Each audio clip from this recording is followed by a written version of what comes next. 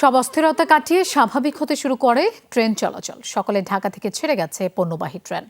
কাল থেকে চালু হবে কমিউটার ট্রেন। আর আগামী 15 আগস্ট থেকে পুরো দমে রেল চলাচল শুরু হবে, জানিয়েছে রেলওয়ের মহাপরিচালক সর্দার শাহাদাত আলী। টিকিট পাওয়া যাচ্ছে বিকেল থেকেই। গুড লাক পেনের সফট অয়েল বেসড ইঙ্ক দেয় নিখুঁত লেখার আত্মবিশ্বাস। Good luck pen, make your lakh.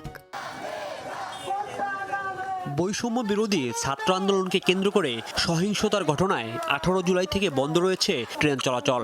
তবে কারফিউ শিথিলের পর থেকে 1 থেকে 3 আগস্ট পর্যন্ত সীমিত পরিসরে চলে কমিউটার ট্রেন।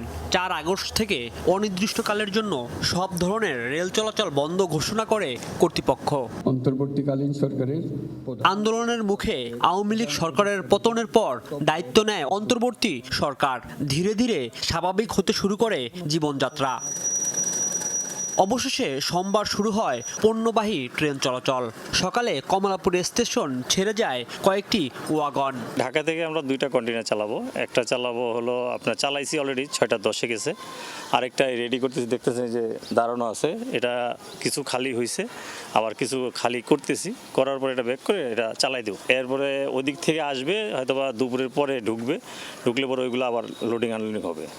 মঙ্গলবার থেকে স্বল্প দূরত্ব চলবে লোকাল ও কমিউটার ট্রেন। আর 15 আগস্ট থেকে সারা দেশে শুরু হবে আন্তনগর ট্রেন চলাচল। আগামী 13 তারিখ থেকে যাত্রীবাহী ট্রেন চলাচল শুরু হবে। 13 থেকে সমস্ত দেশব্যাপী আমাদের বাংলাদেশ রেলওয়ে নেটওয়ার্কের মধ্যে local, mail train, commuter train এগুলো চলবে। আর অগ্রিম টিকিট বিক্রি, নিরাপত্তা, এই বিষয়গুলো হিসাব করে আমরা 15 তারিখ থেকে আমরা আন্তনগর ট্রেনও চালানো শুরু করব। কর্তৃপক্ষ বলছে রেলযাত্রা পুরোপুরি স্বাভাবিক হতে সময় লাগবে আরো কয়েকদিন। যাত্রীদের স্বচ্ছন্দ ভ্রমণ। রাজীব আহমেদ, যমুনা নিউজ, ঢাকা।